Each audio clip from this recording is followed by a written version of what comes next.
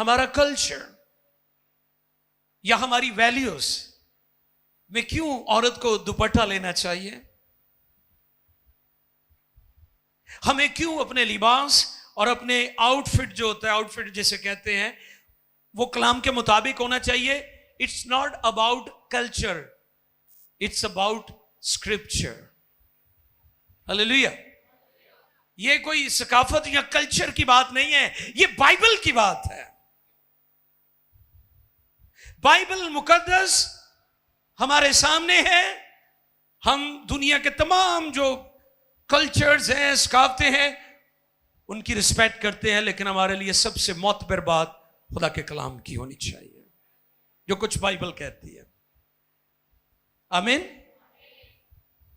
جو کچھ خدا کا کلام کہتا ہے، ہمیں اس پر غور کرنا چاہیے.